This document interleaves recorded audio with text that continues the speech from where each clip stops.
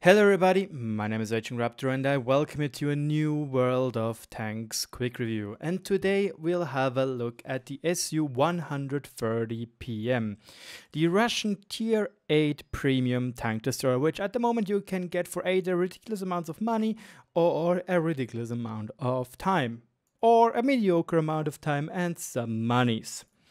So far, I guess it's best we just have a quick look at the pros and cons of this vehicle. Then I give you my final verdict before we dive deeper into why I'm thinking those things are how they is, or why I'm saying what I'm saying. But before that, I already played this tank quite a lot. At the moment, I kind of butchered my stats, just being unlucky in general, just didn't hitting my shots rather. I'm at 2000 mid damage at the moment at a 50% win rate. That's really not that good compared to something what my Scorpion G has, which again is like the tank which you want to look or want to compare it with. It's a 2285 and almost 1055, well, not almost 1055 average experience per battle, while we have barely 900. So I butchered a little bit my stats with that tank, just being unlucky in general or just playing too aggressive when I shouldn't really. So yeah, nevertheless, the pros of this vehicle are its 520 alpha damage gun. It has decent speed, goes usually around 40 kilometers per hour, but can go up to 65 when it goes hull down. It has decent accuracy, 0.33 is definitely something you can look forward to, but then again, it's a Russian gun. Do not think you can snap like a maniac. Precision in this game is a joke anyway, and this is the same with this tank. If you think you can snipe easily, you're wrong. You're definitely wrong. You will miss a lot of shots. It has a huge range of fire, meaning it can go from here up to here, and this is like amazing. It's like you almost have a turret. The problem is you can't look behind, hence why you can't do sneaky tactics, which you could do with something like the Scorpion G, where you can fully rotate your turret. With this tank, obviously not possible. It has very, very good camouflage. 40% camo reduction or camouflage with a full camo crew with Brothers in Arms compared to the 21.96 with a camo crew with Brothers in Arms and even a little bit of chocolate, or how we Swiss people like to call it, Schoki or Toblerone. No. It has also quite good view range, but only when you are using your dearest binocular telescopes. Then you have decent view range. Other than that, your base view range is pretty atrocious. I can quickly demount them and you can see base view range 373 meters with Brothers in Arms and a view range skill. Next up, it has a weird hull form, meaning that sometimes you are not bouncing shots, but you are rather letting the people miss, especially when you have your turret angled 90%. There are huge holes over here where people can shoot through and do no damage to you. It has a good hull traverse speed and a good DPM. It's slightly below that of the Scorpion G. It's a lot above that of the tank like the Kanonjagdpanzer, which I do more damage though with. And here you can see, because you have chocolate in it at a 2850, we can quickly remove that just to show you. And we are at 2735, while the SU-130PM has 2719.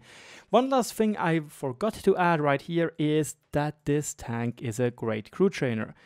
Everything is exactly the same as your two tier 10 Russian tank destroyers. You can see here we have the commander and the radio operator. I forgot the name. Damn. What's it called? Come on, Wargaming, show it to me. Gunner, there we go.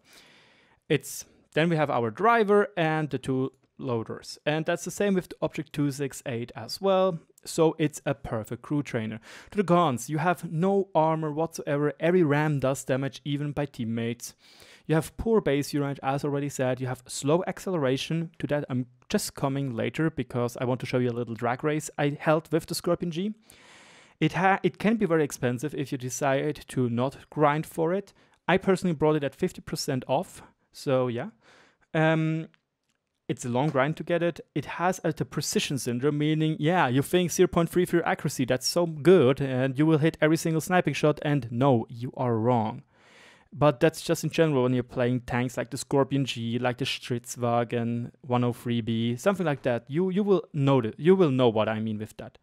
The engine is easily damaged and so are the fuel tanks, so it is risky to play without a fire extinguisher, but in the end you have so little HP that, well, most of the time you will be two-shot anyway.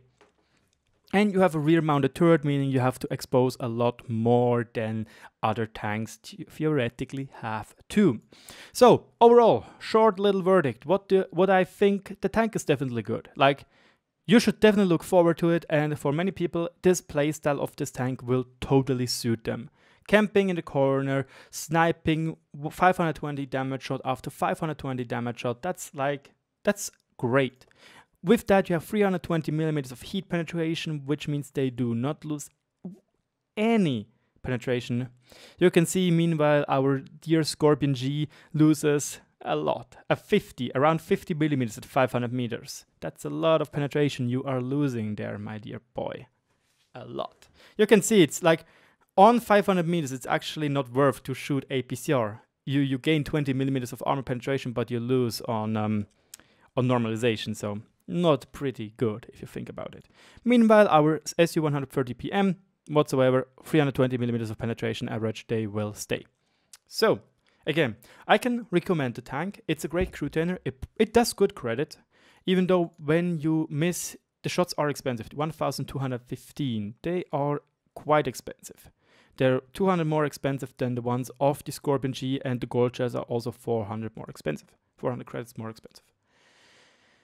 I personally recommend to try to grind as much as possible till the last day, and then you can buy it for whatever you have. 50% is already a decent amount, in my opinion, to get for this tank. It's like $30 or $35, $33 around that margin. It's totally worth it, like definitely.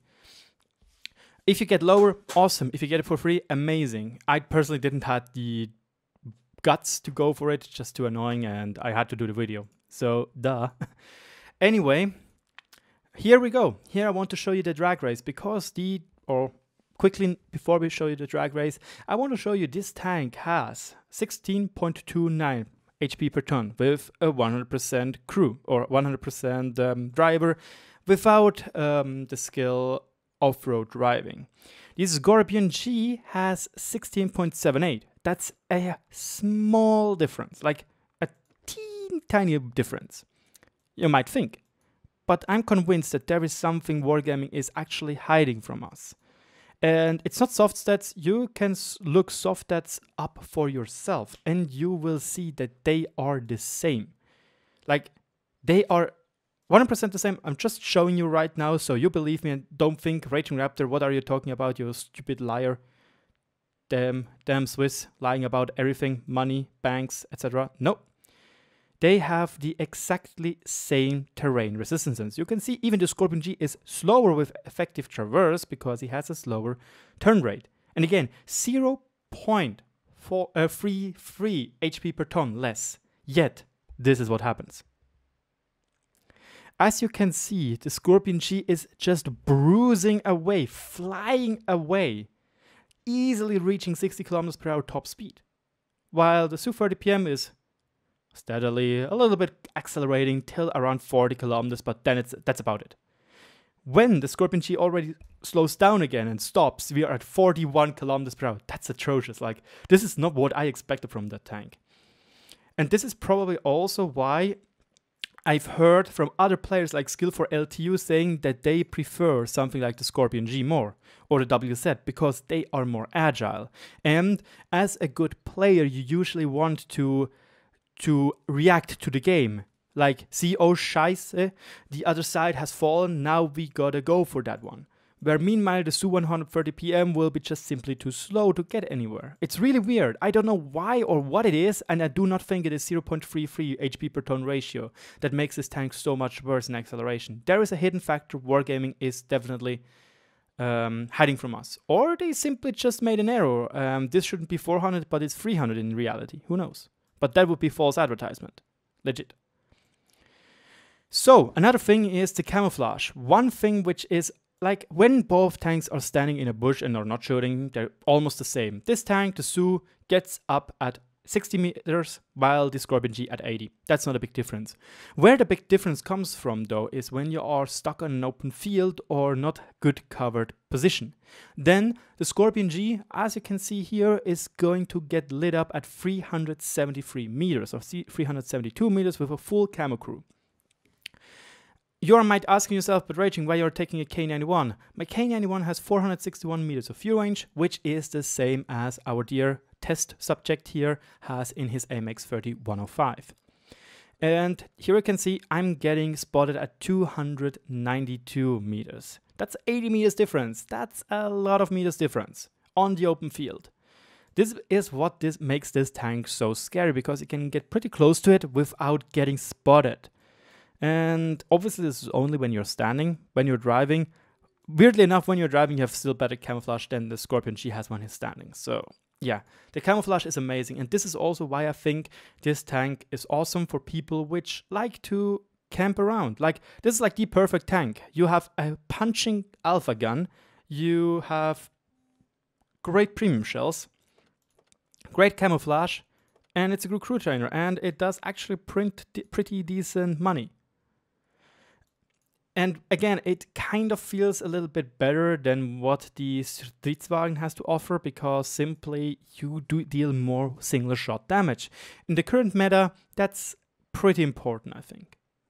But yeah, now you're asking yourself, but how does this tank perform on a map? Like, yeah, how is it performing in battle? I have a city game for you on Paris right now. It was a good game. I have to say though, I also had games where I did 0 damage, where I simply got outspotted or rather out-blind shot by somebody. I don't know how he made it, but oh well, here we go. And here we are now on the Paris map, and you can see it's a 357, obviously, tier 10 game, and we are deciding to go for a pretty standard position for a tank like this to try and do our first shots into the side of the enemies which are crossing.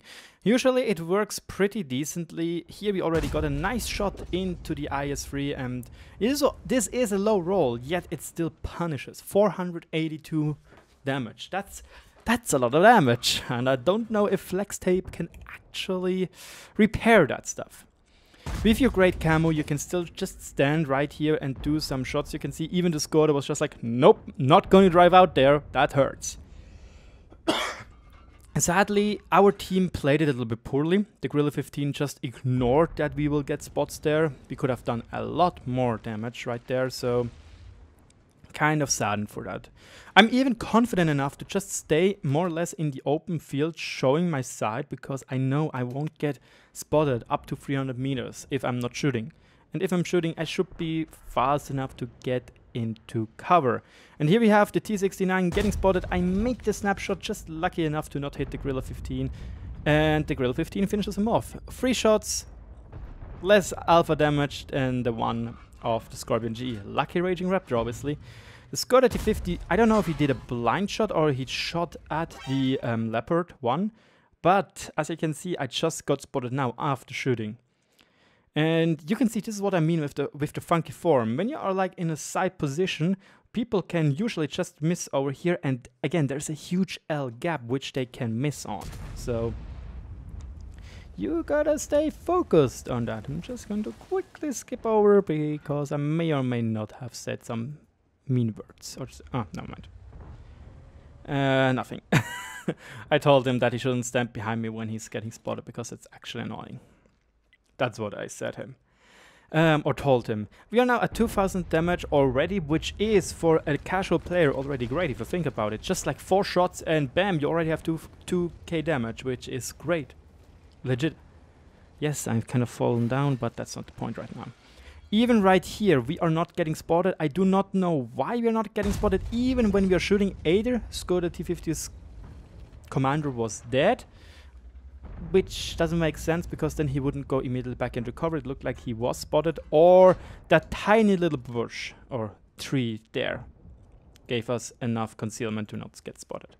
Seriously guys, if you can explain to me how spotting works in that game after 1.0 with the bushes, tell me. I have no clue. For me, at the moment, it's just pure randomness. I'm going to quickly speed up a little bit the game because we are at the moment just staying still. Right here, I waited and I intentionally took the shot because I knew if I miss, he's going to kill me. He's going to simply clip me. Hence why I said, you know what? I'm going to wait. I'm going to aim in, take the shot of him, get the kill, get it clean without dying. And that's what we did. And right now I'm kind of getting, how is it called? Greedy for my mission. You can see it up there. We need 2 kills for our mission. Yes, I'm still at the Excalibur. I didn't have much time to play the game or fun playing the game. So yeah, we are doing that right now, and we are waiting for the T-28 prototype to either get another shot in from our Leopard 1 or getting close enough to being a one-shot. Here I see that the E-50M pushed up quite nicely, and I might be able to get a shot off into his side, but he was too quick and I didn't want to risk the snapshot as I could have been spotted by the T-28. So the T-28 prototype right now is getting rushed, and as you can see right now, not really, no, there we go. I'm waiting, I'm aiming, and a pretty clean kill. I do have to point out that after like several other times or days or games, my gun pretty much started to troll me all over the place. Hence why I dropped down pretty dramatically in damage, but again, that should normalize over the past few days. I still don't think that this tank is a strong tank and it's a strong asset. Here though, you can see the accuracy is starting to troll us 160 meters away. We could have gotten even the secondary of our mission, but nope, Wargaming knew that this could happen and they said no, no, no, no, no. Still, we got 3k damage, which is once more really great for a tier 8 tank, and you should definitely be proud of that, even though it is in a pretty strong tank. Anyway. So we are sneaking slowly behind, maybe spotting the Object 268 version 4, hoping that we are able to penetrate him. It's just a waiting game at the given point. He's getting spotted, he's driving forward and was like, okay, I guess. Driving backwards, and we miss our shot, hence I'm immediately ducking into cover behind the STI-2 wreck and hope that he gets finished off, and that is the game. It was a pretty good game because the enemies more or less one by one drove by, so we were able to get in some nice sweet shots. The Skoda T50 really did some bad trades, we did a lot of damage to him, and yeah, this is what the game gave us after the black screen vanished. Come on. There we go. So we got even a tank ace gunner, I don't know what it's called. 2,936 damage, no spotting whatsoever. We did 4th most damage. We were the one with highest amount of damage as a tier 8 tank, and I'm pretty proud of that. Went pretty well.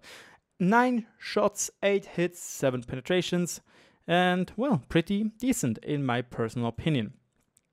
Here you can see, even though we made 9 shots, we almost have 11,000 credits, which are gone because of the ammunition costs. He does print good money, but again, the ammunition cost is pretty high as well. Overall, I already gave you my points or my suggestions about the tank. I do think if you can get it for 50% off, it's totally a good deal. You should go for it. If you get it even lower, totally go for it. It's a good tank and it's a good crew trainer. Is it really as broken as it is, or will I prefer this tank over the Scorpion G? And I have to say no. The Scorpion G, yes, it has worse camouflage and probably needs more skill to play because it's more of a paper medium than it's a TD. But I prefer the Scorpion G more than the SU-130PM because simply the acceleration and the top speed. I don't know what Wargaming did. You saw it. I saw it. Dumb quotes from a dumb person. But yeah, the tank just feels so sluggish, and that's what breaks the tank for me. Might be too OP if it would have been the same speed as a Scorpion G, which I personally thought it would be. Hence why I said it's a bliat OP tank in my preview video. But that's how it is. Thank you so much for watching. Let me know in the comment section what I should do better with those quick reviews. Again, I know quick review, it's probably going to be like 20, 19 minutes long, but again, I gave you in the first 3 minutes what you needed to know.